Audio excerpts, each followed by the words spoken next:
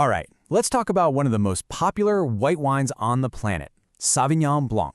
Today, we're going to uncork its story, taking a journey from the riverbanks of France all the way to vineyards across the globe to really figure out what makes this crisp, aromatic grape so incredibly loved. Let's dive in. You know, there's a reason people call it the Queen of Aromatic White Grapes. And honestly, that title is not an exaggeration at all. Its defining feature, the thing that makes it stand out, is this unmistakable, almost explosive aroma that just leaps right out of the glass. That intensity is really what has made it a global success.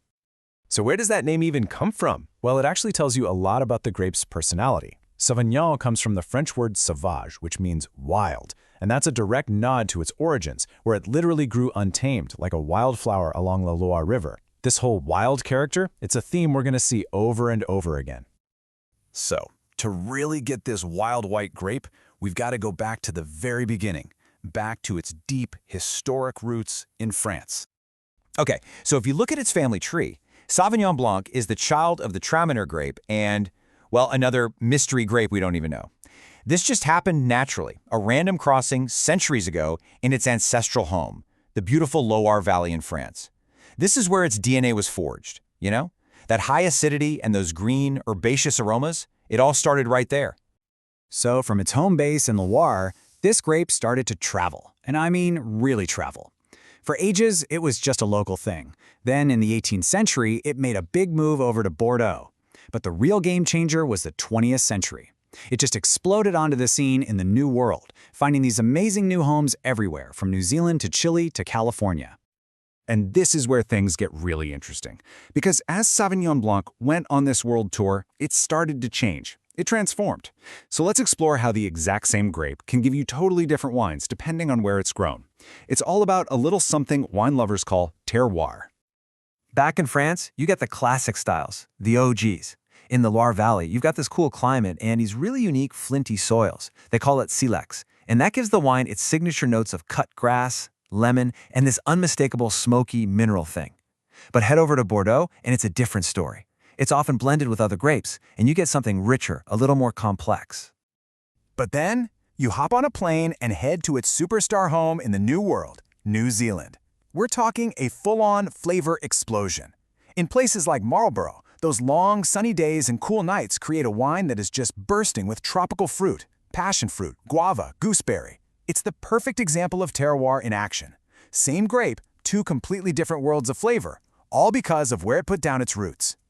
So whether it's that flinty, mineral-driven style or the big, fruit-forward kind, Sauvignon Blanc has its own special vocabulary of aromas. Let's decode those flavors so you can know exactly what you're tasting next time you have a glass. You can pretty much group all of Sauvignon Blanc's aromas into four main categories. First up, you've got those zesty citrus notes. Then, especially from warmer places, you get the vibrant tropical fruits. Of course, you have its signature character, the vegetal or herbaceous side. And finally, from certain soils, that unmistakable minerality. Let's get specific here. You smell that intense passion fruit? Classic New Zealand. That smell of flint, like striking a match, or wet stones after a rain. That just screams Loire Valley.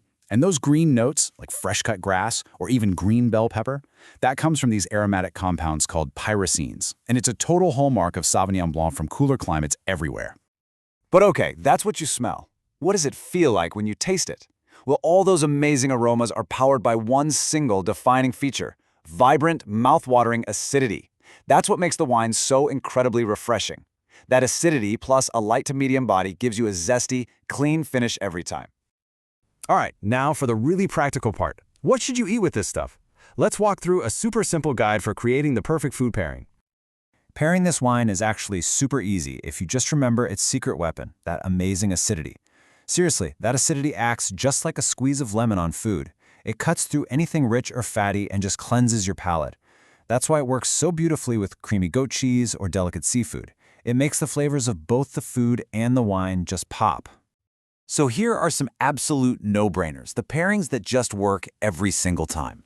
Oysters, ceviche, grilled fish, they're classics for a reason. Its green, herbaceous side also makes it a fantastic match for salads, anything with fresh herbs, and even notoriously tricky veggies like asparagus. And that zesty character, it stands up perfectly to the bright, bold flavors of Thai and Vietnamese food. Okay, so we've covered where it's been and where it is now, but what does the future hold? Let's take a quick look at the trends and the challenges that are shaping Sauvignon Blanc for the years to come. And look, the single biggest challenge on the horizon, no surprise here, is climate change. As temperatures rise, it threatens that signature acidity that makes the grape so fresh. So what are producers doing? They're adapting. They're getting smart with techniques like harvesting at night when it's cool, or planting vineyards at higher altitudes. And this is all happening alongside a huge move towards sustainable farming, to really let the terroir speak for itself. People are even getting innovative in the winery, playing with different ways to ferment and age the wine, to build more texture and complexity, all without losing that essential freshness. You know, when you think about it, from a little wildflower on a French riverbank to a global phenomenon, Sauvignon Blanc has always been a survivor. It has adapted and reinvented itself time and time again. So, as our world keeps changing, the big question is, how is this wild grape going to evolve next? Thanks so much for joining me.